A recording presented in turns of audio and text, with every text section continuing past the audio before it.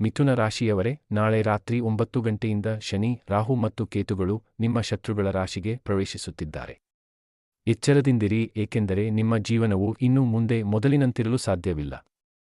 ನಿಮ್ಮ ಜಾತಕದಲ್ಲಿ ಈ 3 ಪ್ರಮುಖ ಗ್ರಹಗಳಾದ ಶನಿ, ರಾಹು ಮತ್ತು ಕೇತುಗಳು ಒಂದೆಡೆ ಸಾಕಷ್ಟು ತೊಂದರೆಗಳನ್ನು ನೀಡುತ್ತವೆ, ಆದರೆ ಒಲಿದು ಬಂದರೆ ನಿಮ್ಮನ್ನು ಶ್ರೀಮಂತರನ್ನಾಗಿಯೂ ಮಾಡುತ್ತವೆ.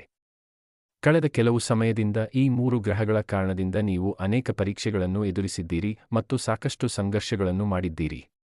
ಆದರೆ ಈಗ ಚಿಂತಿಸುವ ಅಗತ್ಯವಿಲ್ಲ, ಏಕೆಂದರೆ ಈಗ ಈ 3 ಗ್ರಹಗಳು ನಿಮ್ಮ ಶತ್ರುಗಳ ರಾಶಿಯಲ್ಲಿ ಸಂಚರಿಸುತ್ತಿವೆ.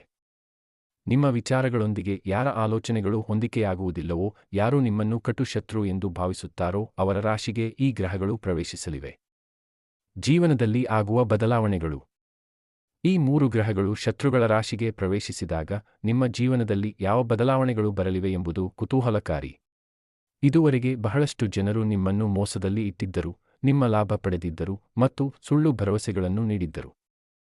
ಆದರೆ ಇನ್ನು ಮುಂದೆ ಯಾವುದೇ ಸುಳ್ಳು ನಡೆಯುವುದಿಲ್ಲ. ಸುಳ್ಳಿನ ಮುಖವಾಡ ಧರಿಸಿದವರ ಮುಖವಾಡ ಕಳಚುವ ಸಮಯ ಬಂದಿದೆ.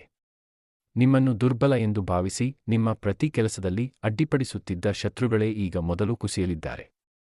ಕರ್ಮದ ಫಲ ಮತ್ತು ಶನಿಯ ಪ್ರಭಾವ. ಶನಿ, ರಾಹು ಮತ್ತು ಕೇತುಗಳು ಶತ್ರು ರಾಶಿಗೆ ಬಂದಾಗ ಅತ್ಯಂತ ಅಪಾಯಕಾರಿಯಾಗುತ್ತವೆ. ಇವು ಸಾಮಾನ್ಯ ಗ್ರಹಗಳಲ್ಲ, ಇವು ನಿಮ್ಮ ಕರ್ಮಗಳ ಫಲವನ್ನು ನೀಡುತ್ತವೆ. ನಿಮ್ಮೊಂದಿಗೆ ಯಾರು ದ್ರೋಹ ಮಾಡಿದ್ದಾರೋ, ಯಾರು ತಪ್ಪು ಮಾಡಿದ್ದಾರೋ ಅವರು ಈಗ ದೊಡ್ಡ ಪರೀಕ್ಷೆಯನ್ನು ಎದುರಿಸಬೇಕಾಗುತ್ತದೆ. ಶನಿಯ ಬದಲಾವಣೆಯಿಂದ ನಿಮಗಾಗುವ ಲಾಭ. ನಿಮ್ಮ ಜವಾಬ್ದಾರಿಗಳು ಹೆಚ್ಚಾಗಲಿವೆ. ಜವಾಬ್ದಾರಿಗಳಿಂದ ಓಡಿಹೋಗಬೇಡಿ, ಇದೇ ನಿಮಗೆ ಸಿಕ್ಕ ದೊಡ್ಡ ಅವಕಾಶ. ಕೆಲಸದ ಒತ್ತಡ ಹೆಚ್ಚಾಗಬಹುದು, ಆದರೆ ಅದನ್ನು ಭಗವಂತನ ಕೃಪೆ ಎಂದು ಭಾವಿಸಿ ಪೂರ್ಣಗೊಳಿಸಿ.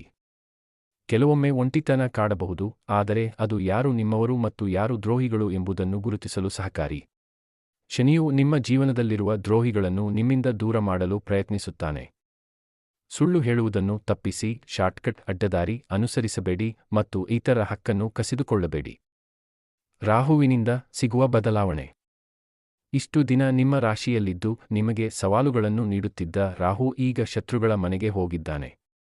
ಮನಸ್ಸಿನಲ್ಲಿದ್ದ ಗೊಂದಲ ಮತ್ತು ಅಸ್ಥಿರತೆ ದೂರವಾಗಿ ನೆಮ್ಮದಿ ಸಿಗಲಿದೆ. ನಿಮ್ಮ ಬಗ್ಗೆ ಕೆಟ್ಟದ್ದನ್ನು ಯೋಚಿಸುವವರು ಭ್ರಮೆಗೆ ಒಳಗಾಗುತ್ತಾರೆ ಮತ್ತು ಅವರ ಪಿತೂರಿಗಳು ವಿಫಲವಾಗುತ್ತವೆ.